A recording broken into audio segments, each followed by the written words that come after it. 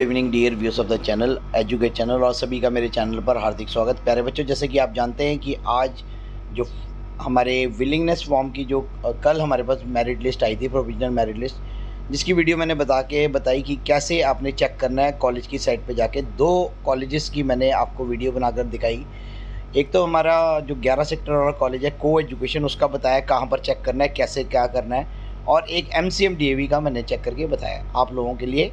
और आज जैसा कि 2 बजे तक इंस्ट्रक्शन के मुताबिक हमारी जो बातचीत थी उसमें क्या थी कि कैसे हमारी काउंसलिंग होनी है, उसकी एक्सेप्टेंस और रिजेक्शन वाली जो बात थी वो आज थी। और काफ़ी सारे बच्चों को आज थोड़ी सी प्रॉब्लम्स आई, लगातार कॉल्स आती रही, और क्या क्या प्रॉब्लम्स आई उनके बारे में अब मैं आपके साथ विस्तार में डिस्कस करूँगा। सबसे पहले कुछ बच्चों की तो ये कंप्लेंट आई कि सर अभी हमने जब लॉगिन किया था तो हमें कॉलेज दिख रहा था, लेकिन अब हमें नहीं दिख रहा।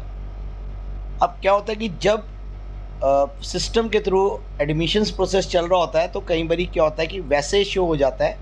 अगर आपके पास SMS या मेल नहीं आया है तो आपका एडमिशन नहीं हुआ है, आप ये बात समझ के चलें। और आप अपनी परसेंटेज के हिसाब से भी देख सकते हैं कि अगर कट ऑफ किसी की 110 जा रही है और आपका 97 या 98% नंबर है तो आपको कैसे कॉलेज अलॉट हो सकता है। तो ये तो एक सबसे बड़ी बात आपको बताई मैंने। उसके बाद ये कंप्लेंट आई शाम के वक्त कि सर हमने एक्सेप्ट और रिजेक्शन तो कर दिया था, मतलब जो भी था एक्सेप्ट या रिजेक्शन में से कर दिया था, लेकिन अब हमारे उसमें सीट शो नहीं हो रही लॉगिन में। तो अब उसमें लॉगिन में जब आपने एक बार सीट एक्सेप्ट कर ली है तो अब आपको क्या करना था, बताया था मैंने, फ़ीस तुरंत पे करनी थी। अगर आपने एक्सेप्ट किया है तो फ़ीस तुरंत पे करेंगे तभी आपकी कंफर्मेशन होगी कॉलेज के अंदर। और मैं अभी आपके सामने सारा खोले बैठा हूँ, मैं इसको दोबारा आपको एक बार एक्सप्लेन कर दूँगा। और तीसरी जो समस्या आई कि सर अब हमारा तो मिस हो गया है, हमें तो पता ही नहीं लगा, हमें तो यही नहीं मालूम था कि आज हमें एक्सेप्ट और रिजेक्ट करना है।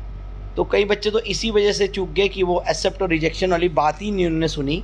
मतलब लगातार मैं वीडियो बनाकर आप लोगों को बता रहा हूँ कि क्या करना है, क्या करना है, क्या करना है, डेली के डेली मैं आपको रिपोर्ट्स दे रहा हूँ, लेकिन फिर भी कुछ बच्चों ने ये बात ध्यान नहीं दिया कि भाई 2 बजे तक हमें एक्सेप्ट और रिजेक्शन करनी थी, तभी हमारी एडमिशन कंफर्म होनी थी।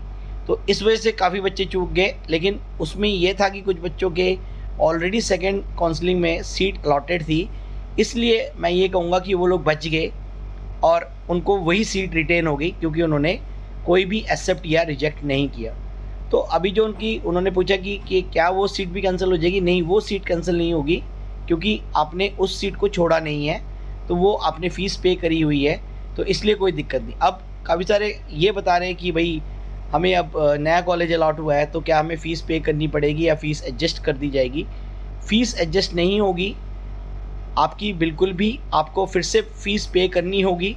और जो फ़ीस जो आपने दूसरे कॉलेज में जमा कराई है उसके लिए रिफ़ंड का भी साथ साथ फॉर्म है, वो भरना होगा और आपका फ़ीस जो है रिफ़ंड आ जाएगा। अब मैं दोबारा आपको एक बार, वैसे तो ये प्रोसेस हो चुका है, अब कल का क्या अपडेट आती है वो तो सुबह मॉर्निंग में पता लगेगा, तो मॉर्निंग में ही मैं आपको अपडेट बता दूंगा। Applicant is interested in one of the offered seat by the college and wishes to surrender the seat in the previous admitted college.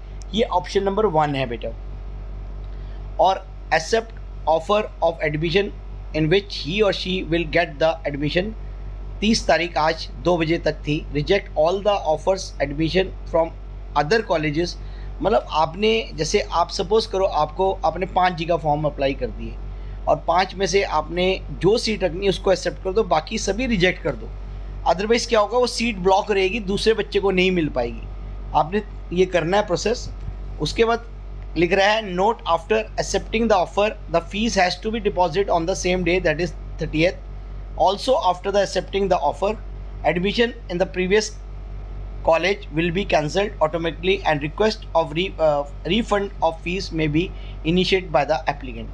तो जैसे ही आप एक्सेप्ट करेंगे तो जो पिछला कॉलेज, अगर सेकेंड काउंसलिंग में आपको कोई दूसरा कॉलेज अलॉटेड है तो वो आपका तुरंत कैंसिल हो जाएगा और आप फिर से वहाँ पर फीस रिफंड के लिए इनिशिएट करेंगे। ऑप्शन 2 था, applicant is not interested in taking admission in any of the offered seats by colleges and wishes to retain the seat in the previous admitted college, isn't interested in taking admission in any college, तो reject all the offer receive on this.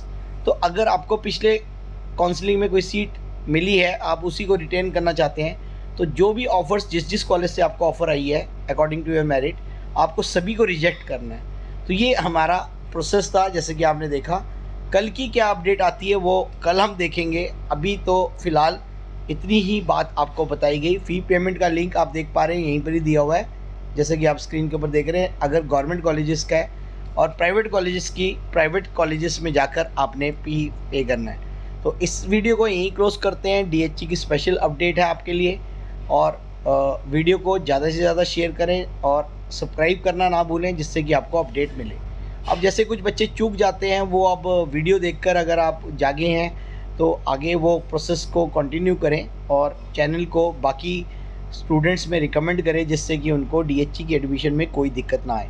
तो thank you once again for watching my channel, that is Educate channel. धन्यवाद।